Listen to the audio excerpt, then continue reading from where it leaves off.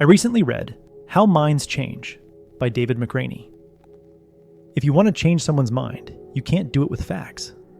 Confront someone with an undeniable mic drop fact that you're sure will change their mind, and they'll just manufacture reasons to dismiss it, double down on what they believe, and discredit everything you say. You see this dynamic play out at scale when a news source like the New York Times reveals an uncomfortable truth, and people declare them to be a fake news organization so they can ignore every fact they present. In How Minds Change, author David McRaney tells the story of a 9/11 truther who stopped believing 9/11 was staged and started presenting the facts to his community, only to be branded a double agent and banished by the truther community. If there's one thing you remember from this video, ensure it's this. Never attack someone's belief head on and expect facts to win them over. That's a strategy that's sure to backfire. Instead, do this. Ask them why they're so confident in their belief. Let them struggle to come up with compelling reasons. Then ask about personal experiences that might contradict their belief. If you do this right, years of hardened opinions, beliefs that have calcified like barnacles on the side of an aging ship, can fall off after a single conversation. Why? Well, when people realize that it's not as easy to justify their beliefs as they thought, their confidence starts to crack and they begin to change their mind. This means that, despite years of failed attempts, you can help someone you love let go of a toxic belief that's tearing apart their relationships, or rally support for a cause you believe in, or help your kids make better decisions. Author David McRaney traveled the world to find people who change minds for a living, like those going door to door, talking about marriage equality in California or trans rights in Florida, and saw firsthand what a profound change a 10-minute conversation can have. In fact, Rolling Stone reported that the techniques he was witnessing were 102 times more effective than traditional political outreach methods, and may have swung the 2020 election in Biden's favor. After analyzing the most effective mind-changing techniques in the book, I discovered 3 essential steps we must take to change someone's mind.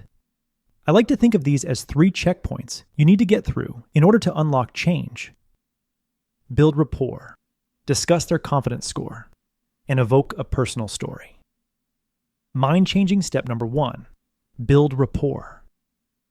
Building rapport is like getting someone to turn off their home security system and invite you into their house. The house is their emotional space where beliefs live. Without rapport, people refuse to have conversations deep enough to change their minds. When considering how to build rapport, start by considering what not to do. Don't rush straight to business. Don't judge them for their beliefs. Don't distort what they say to make them look stupid. Don't act like you have nothing in common. When you flip each anti-rapport behavior, you get a recipe for rapport that forms the letters R-A-P-P. R, relax. Drop your need to change their mind and just aim to understand why you see things differently. Pretend you're having a conversation with an old friend. A, accept. You don't have to agree with their belief, but you can't shame them for holding it. If you had their experiences, you'd likely believe what they believe. So have some compassion and park the judgment. P, paraphrase in the best possible way. After you ask a question, pay close attention so you can summarize their response in a way they'll actually like. For example, what I'm hearing is that you believe that universal basic income would serve as an economic stabilizer and provide a foundational safety net for a new wave of entrepreneurship.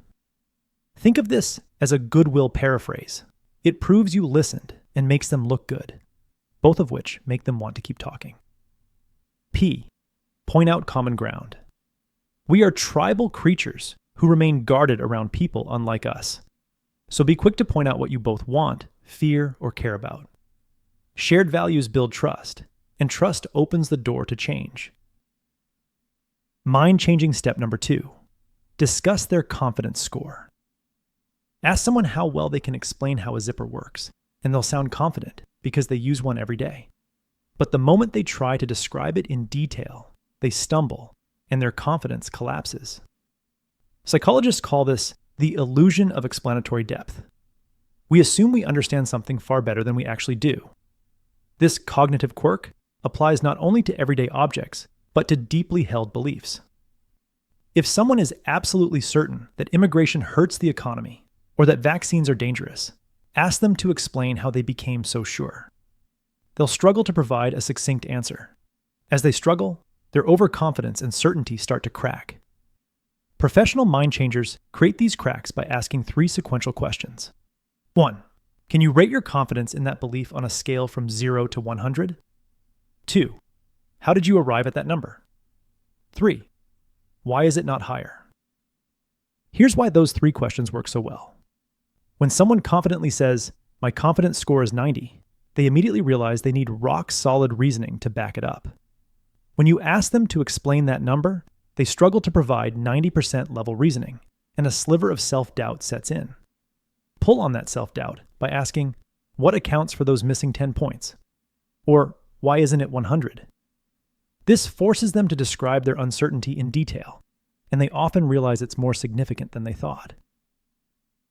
Now that you've established rapport with RAPP and planted a seed of doubt by questioning their confidence score, complete one more step to upend their belief.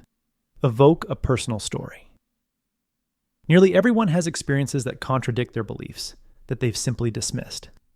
For example, ask someone with strong anti-immigrant views to reflect on their experience with immigrants at work. They may suddenly realize they spent years working alongside an immigrant coworker whom they deeply respected.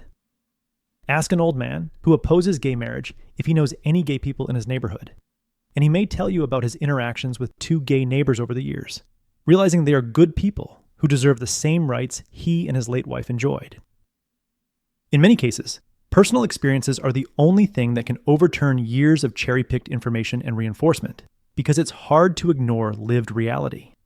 That's why a professional mind changer in the book likes to imagine walking into a conversation with a ring of keys. Each key is a story-evoking question designed to unlock one of the many past experiences they've overlooked to maintain their certainty. Questions like, have you met someone from the other side who made you think they're actually pretty reasonable? Has anything ever happened that made you question this belief, even for a moment? As they share a personal story, they get to relive an experience and reconsider their previous conclusions. Your job is to highlight and echo back key moments that challenge their existing belief. If you do this right, you'll evoke a vivid personal experience that contradicts a toxic belief, which can fundamentally change their mind and alter the course of their life. That was the core message that I gathered from How Minds Change by David McRaney. This was a fascinating book that changed my view on changing people's minds. I highly recommend it. If you would like a 1-page PDF summary of the insights I gathered from this book, just click the link in the description below and I'll email it to you.